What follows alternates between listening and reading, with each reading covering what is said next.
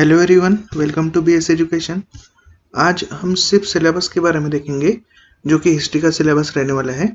और ये हिस्ट्री का सिलेबस जो हम देखने वाले इसके वीडियोस भी बहुत जल्दी आपको मिल जाएंगे। इन वीडियोस में हम काफ़ी सारे टॉपिक कवर करने वाले हैं। तीनों भी जो हिस्ट्री के टाइप्स है, एंशियंट, मेडिवल और मॉडर्न, वो सब कुछ कवर मैं करा दूंगा आपको। ठीक है, तो अभी जो सिलेबस हम देख रहे हैं that is according to SSC CGL, SSC CHSL, railways and other central government exams. ठीक है, तो चलिए शुरू करते हैं।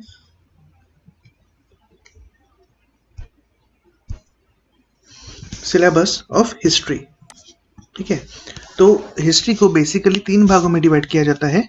पहला होता है एंशियंट हिस्ट्री, दूसरा होता है मेडिवल हिस्ट्री और तीसरा होता है मॉडर्न हिस्ट्री। ठीक है, तो इसमें सबसे पहला जो है दैट इज एंशियंट हिस्ट्री, उसको हम लोग देख लेते हैं। अब ये एंशियंट हिस्ट्री जो है, इसमें सबसे पहला टॉपिक आता है इंडस वैली सिविलाइजेशन, आईवीसी जिसको कहा जाता है। इसमें हम देखेंगे कि 5000 साल पहले की सभ्यता जो थी, जो कि सबसे पुरानी सभ्यता जिसको कहा जाता है, वहाँ पर ज़मीन में खुदाई हुई 100 साल पहले, तो उसके अंदर क्या क्या चीज़ें मिली, क्या क्या नहीं, वो सब कुछ हमको देखना है। ठीक है, देन उसके बाद में वैदिक कल्चर हम पढ़ेंगे। वेदास आए थे, 4 वेद है, सामवेद, यजुर्वेद, अथर्ववेद, ठीक है, ऋग्वेद। तो ये चारों वेदास के अंदर क्या क्या लिखा है वो सब हमको देखना है। वैदिक कल्चर हमको देखना है। आईवीसी के बाद जस्ट वो आया था, उसके बाद में फिर धर्म आए, जैनिज्म आया। ठीक है, जैनिज्म में 24 तीर्थंकर थे, उनके बारे में हम लोग देखेंगे। उसके बाद में बुद्धिज्म आएगा। बुद्धिज्म काफ़ी आसान सा टॉपिक है, कई बार एग्जाम में पूछा भी जाता है क्वेश्चन जैनिज्म बुद्धिज्म के ऊपर। एक तो जैनिज्म या तो बुद्धिज्म, बहुत फेवरेट टॉपिक है एग्जामिनर का। उसके बाद में बुद्धिज्म हम डिटेल में पढ़ने वाले हैं, जैनिज्म भी डिटेल में पढ़ने वाले हैं। उसके बाद में फिर राजा महाराजा का दौर आएगा, दैट इज महाजनपद। तो मगध महाजनपद हमारे सिलेबस में है। वैसे तो 16 महाजनपद थे, लेकिन मगध इज वेरी इंपॉर्टेंट।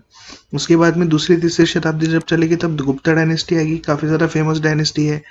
उसके बाद में कुषाण डायनेस्टी आएगी, जब पहली शताब्दी शुरू होगी तब चीन के यौची क्लान के लोग भारत में आएंगे, शासन करेंगे। ठीक है, देन उसके बाद में वर्धन डायनेस्टी जो कि भारत में ही थी, जो कि हरियाणा और दिल्ली के करीब बसा हुआ एक डायनेस्टी था, उसके बारे में हम लोग देखेंगे। हर्षवर्धन सुना होगा अपने राजा का नाम, वो वर्धन डायनेस्टी का काफ़ी फेमस राजा है। ठीक है, देन पाल डायनेस्टी आएगी। पाल डायनेस्टी बुद्धिज्म को फॉलो करती थी। ठीक है, इसको हम लोग देखने वाले हैं।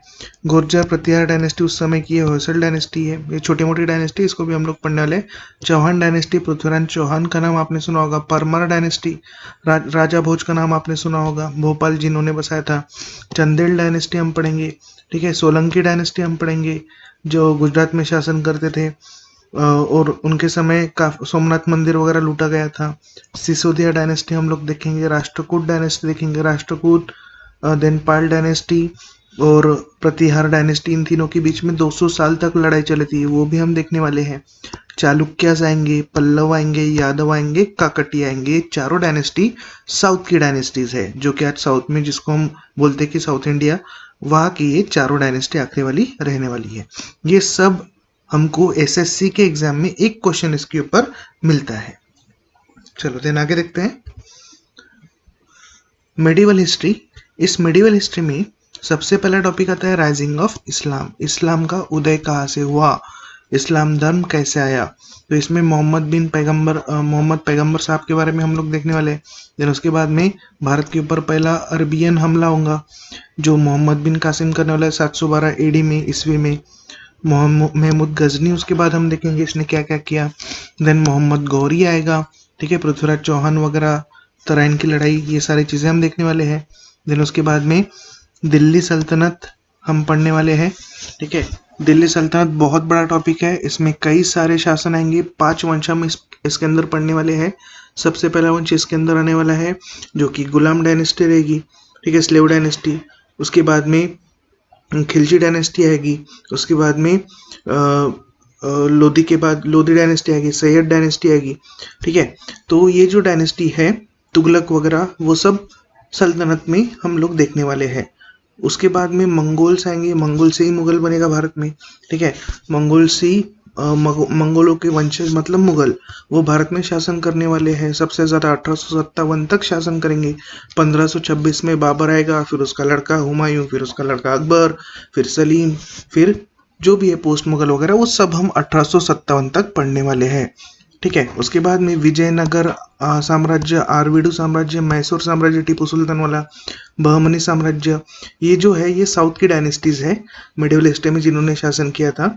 उसके बाद में हम सिख डायनेस्टी देखने वाले हैं जिसमें 10 गुरु हम देखेंगे, और सिख जो लड़ाकू बाद में बने थे वो भी हम देखेंगे। 2 पार्ट में हम देखेंगे, गुरु परंपरा और बाद में लड़ाकू परंपरा, जिसको हम खालसा पंथ वगैरह बोलते हैं। उसके बाद में राजपूत हम देखेंगे, और मराठा शिवाजी महाराज ने स्थापना किया था। काफी बड़ी ये डायनेस्टीज रहने वाली है, काफी बड़ा इनका शासन रहने वाला है। मराठास भी 2 भागों में पढ़ेंगे, एक शिवाजी महाराज का काल और दूसरा पेशवाओं का काल। ठीक है, जब अंग्रेज आए थे भारत में तब वहां तक मराठाओं का पूरा पतन होने तक हम लोग देखने वाले हैं। तो पूरा स्टेप बाय स्टेप रहेगा, ईयर वाइज हिस्ट्री हम पढ़ेंगे, काफी आसान भी रहेगा और आपको समझ में भी आएगा। और भारत का हिस्ट्री हर एक को पता होना ही चाहिए क्योंकि हम यहाँ पर रहते हैं। ठीक है, चलो आगे बढ़ते हैं हम लोग। मॉडर्न हिस्ट्री हम देखेंगे, तो मॉडर्न हिस्ट्री में बंगाल के बारे में हम लोग पढ़ेंगे। सबसे पहले अंग्रेजों ने बंगाल के ऊपर शासन किया। देन विदेशी हमलावर, हमलावर तो नहीं बोल सकते, व्यापार करने के बहाने में भारत में पोर्तुगीज आए थे, फ्रेंच आए थे, अंग्रेज आए थे। ठीक है, उसके बाद में बक्सर प्लासी की लड़ाई, प्लासी की स्पेलिंग गलत हो गई, PLA चाहिए था, ठीक कर लेना आप उसको। देन 1987 का रिवोल्ट हम लोग देखने वाले हैं। गवर्नर जनरल जो कि अंग्रेजों के थे, ठीक है, governor general of Bengal, governor general of India, viceroy of India, ऐसे कम से कम 40-50 लोग हमको पढ़ना है। उसके बाद में INC, इंडियन नेशनल कांग्रेस की स्थापना AO ह्यूम ने किया था। ठीक है, उसके बाद में अभी भी कांग्रेस चल रहा है। उनकी उस समय क्या हुआ था क्या नहीं, वो सब चीज़ें हम इसमें कवर करेंगे। उसके बाद में बंगाल का डिवीजन होगा 1905 में। 1906 में मुस्लिम लीग की स्थापना होगी। पार्लियामेंट रिफॉर्म एक्ट 1909 में आएगा। गदर पार्टी बनेगी सैन फ्रांसिस्को में। कोमाकाटोमारू इवेंट आएगा 1914 में। गांधी जी आएंगे भारत में 1914 में। देन होम रूल लीग की स्थापना होगी 1916 में। एनी बेसेंट स्थापित करने वाली है। चंपारण का सत्याग्रह होगा गांधी जी के द्वारा। जालियनवाला बाग हत्याकांड आपने सुना होगा, 13 अप्रैल 1919 में ये वाली घटना होने वाली है। उसके बाद में काकोरी रेल लूट घटना होने वाली है जो कि 1925 में होगी। उसके बाद में साइमन कमीशन आएगा भारत में। ठीक है, तो यहाँ पर लाला लाजपत राय का रोल आएगा। बरदौली सत्याग्रह आएगा तो आयरन मैन ऑफ इंडिया का रोल आएगा, मतलब वल्लभ भाई पटेल का रोल आएगा। देन राउंड टेबल कॉन्फ्रेंस 3 होने वाली है लंदन में, कैसे होगी, क्या होगी, उसमें क्या डिसीजन लिया जाएगा, ये भी हम कवर करने वाले हैं। पूना का पैक्ट होने वाला है बाबा साहेब आम्बेडकर और गांधी जी के बीच में। अगस्त ड्राफ्ट आएगा। उसके बाद में क्रिप्स मिशन आएगा। ठीक है, उसके बाद में भारत में समझौता करने के लिए क्रिप्स मिशन आया था। क्विट इंडिया मूवमेंट, भारत छोड़ो आंदोलन 1942 में आएगा। उसके बाद में कैबिनेट मिशन आएगा भारत में, भारत का संविधान बनाने के लिए।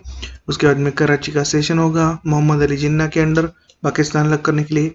HRA आएगा, हिंदुस्तान रिपब्लिक एसोसिएशन, और यहाँ पर HSRA भी चाहिए, HSRA, Hindustan socialist Republic association.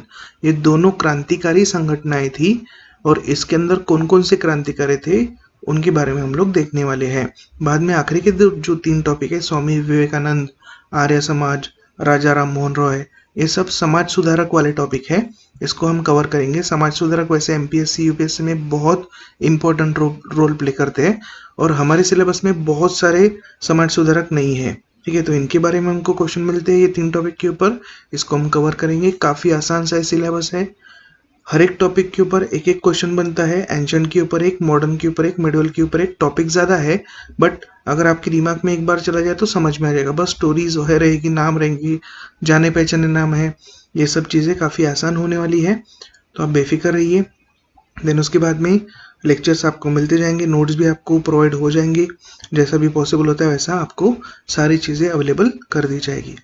चलिए, देन ये सारी चीज़ें आप प्रिपेयर करके काफ़ी अच्छा स्कोर हिस्ट्री में ले सकते हो। CGL में 6 मार्क का वेटेज रहेगा, CHSL में भी 6 मार्क, रेलवेज में ज़्यादा वेटेज रहता है और बाकी सेंट्रल एग्जाम में भी ज़्यादा वेटेज रहता है। ठीक है, बट वो 25 क्वेश्चन में से 3 क्वेश्चन काफ़ी ज़्यादा इंपॉर्टेंट है, 2 मार्क के लिए क्वेश्चन आता है, मतलब 6 मार्क आपको ये टॉपिक देने वाले हैं।